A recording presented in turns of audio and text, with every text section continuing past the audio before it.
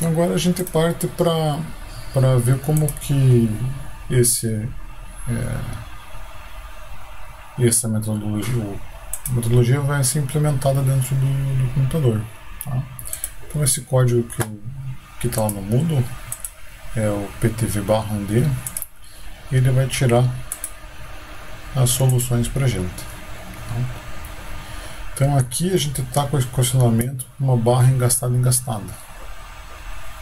Beleza? Basicamente o que a gente vai ter que fazer? Tem que importar as bibliotecas, né? Então SymPy para a gente fazer as integrações numéricas automaticamente, as integrações simbólicas automaticamente, NumPy para fazer as contas no final, uma plotagem que você botar alguma coisa. Tá? Então o que a gente vai fazer? Então, primeiro, deixa eu uma equaçãozinha aqui. Aqui nós chegamos aqui da barrinha. A gente vai primeiro declarar as variáveis simbólicas. Então basicamente são aquilo que vai aparecer no nosso código. Então o x que a gente vai integrar, o L que vai estar nos limites de integração, o carregamento distribuído, e S0 se tiver a tensão aplicada lá no caso. Tá? Aqui, deixa eu ver exatamente o que está. Aqui está sem a tensão. Está sem a tensão.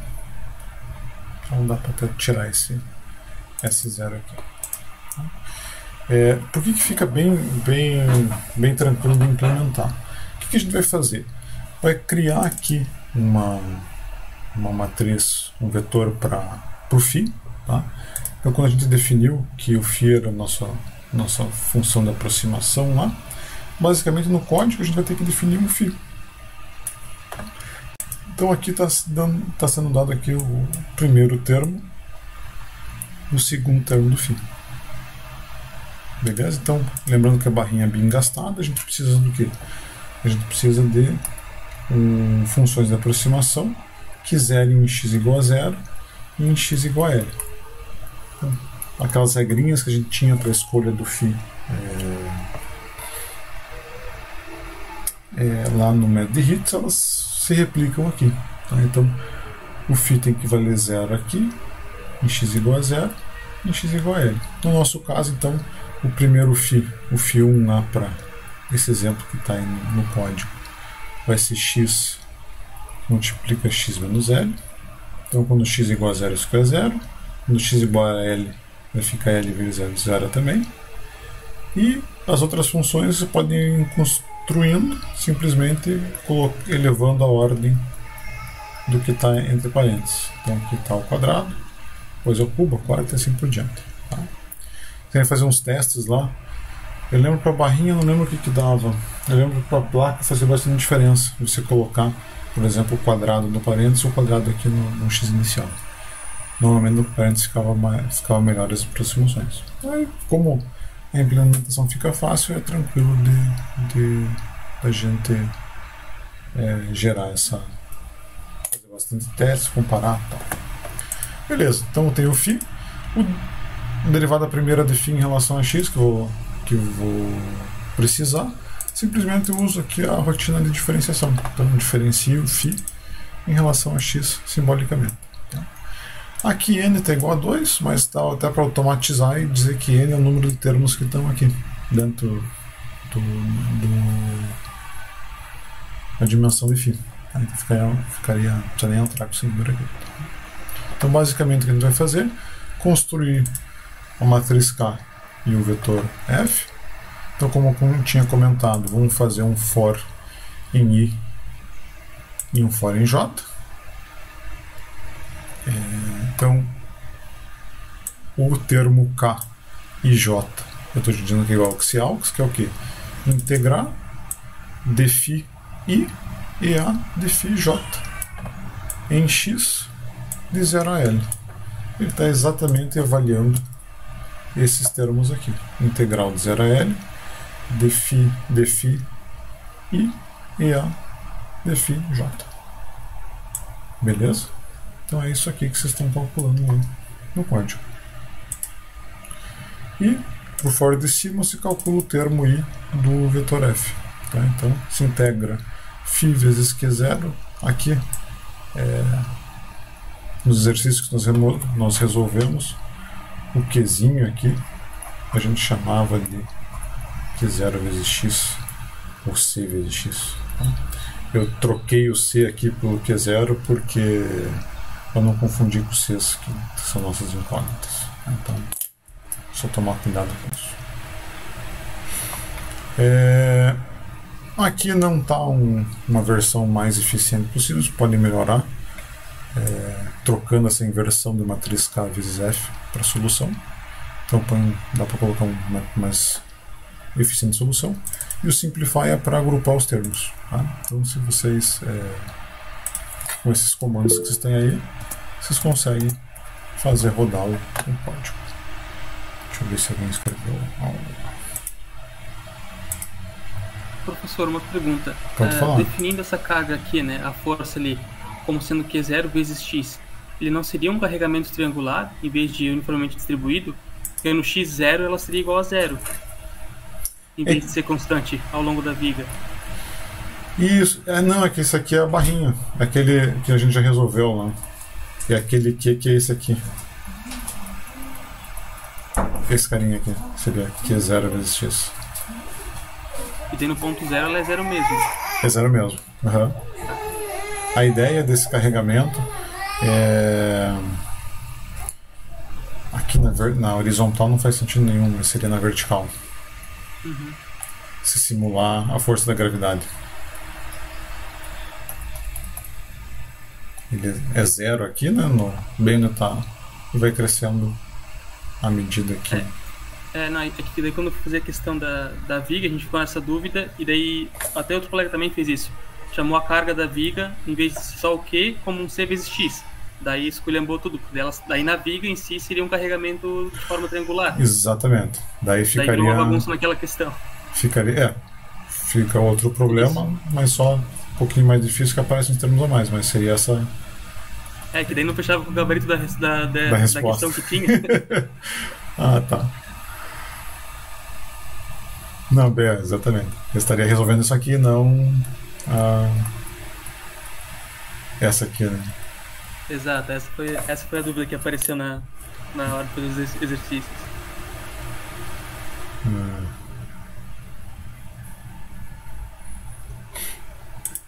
E o legal como você está mandando o Python integrar para você pode colocar qualquer coisa ali. Então, se tiver um carregamento senoidal, você mete o seno lá e deu para bola. Tá? Então não tem, pelo menos enquanto isso não tem limitação.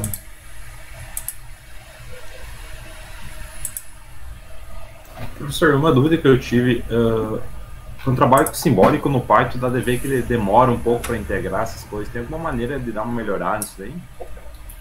Você está usando o notebook ou o Spider ou similar? Eu estou usando o Jupyter, no caso.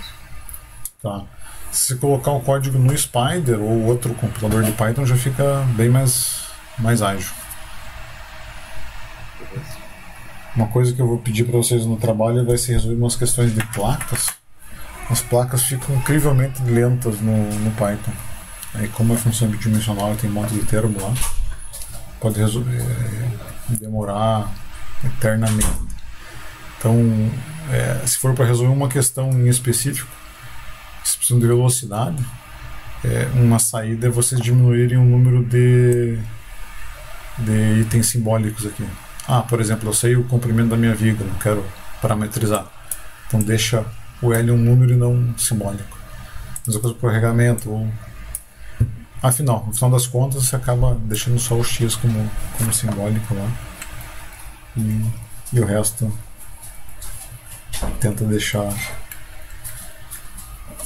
como númerozinho, que daí, quanto menos variáveis simbólicas, mais rápido fica o código. Não tem como fazer alguma integração numérica, algum chuncho aí para dar uma acelerada isso aí também? Se fizer numérico fica muito mais rápido. Aqui é mais questão da gente aprender, é mais didático do que velocidade. Porque a gente vai ver daqui a pouco, quando a gente for resolver as placas lá, vai começar a notar problemas. Por exemplo, eu vou pedir para vocês resolverem lá o problema da placa vamos dizer, uma placa engastada numa extremidade. Daí vocês vão ter que gerar funções de aproximação que tenham a derivada primeira, a função e a derivada primeira nulas somente nessa extensão no plano. Depois eu pedi para vocês fazerem isso fazendo duas extremidades estarem engastadas. Já fica um pouquinho mais complicado de construir a função. Depois eu vou pedir para vocês fazerem a mesma coisa, colocando um furo na placa e dois apoios simples aqui na lateral. Aí já fica mais difícil de se obter. Não, tô zoando. O furo esse já não tem. Então você vê que só consegue resolver coisas bem simples assim. Qual que é o intuito de ir fazendo progressivamente vocês verem isso? É que aí é a principal utilidade de elementos finitos. Daí você não precisa mais definir uma função de interpolação para o domínio inteiro. Você consegue definir uma função de interpolação para o subdomínio do elemento. Daí fica muito mais simples. Mas eu faço essa piadinha de volta na aula do trabalho aqui, daí vocês de volta lá. Então, por hora aqui, para esses problemas, não precisa se preocupar com a eficiência ali, da solução. Beleza, obrigado, professor. Nada. Daí aqui você tem os coeficientes, você consegue comparar com o que você já tem, eventualmente gerar aí, tirar mais informação dessa solução. Então, por exemplo, aqui nesse quadrinho de baixo que ele está fazendo,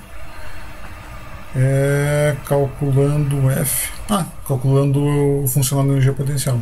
Tá? Então, aqui ele já te dá tanto a expressão quanto o valor do funcional.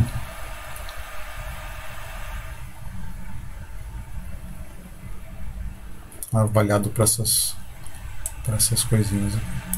Então, para fazer, por exemplo, essa tarefa aqui, a aula de hoje é relativamente simples. Vocês vão ter que fazer modificar um pouco o formato das funções de aproximação, tá? Para eventualmente até o mesmo formato, né? Mas afinal, modificar aqui para esses diferentes casos que eu estou sugerindo aqui no slide.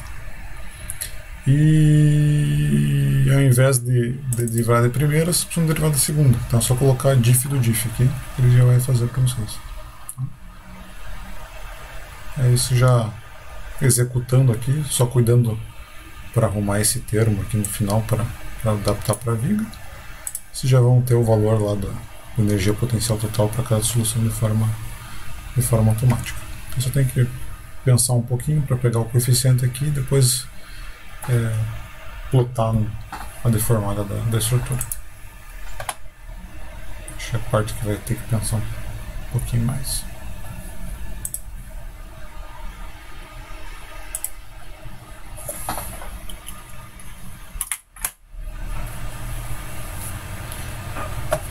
Dúvidas, perguntinhas, pessoal?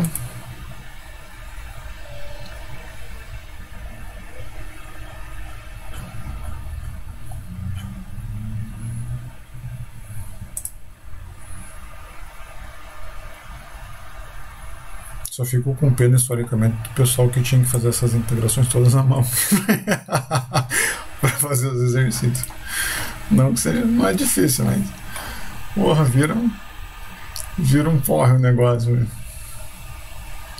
Então vamos tirar proveito aí do Jupyter Lab ou de outra plataforma que vocês utilizarem.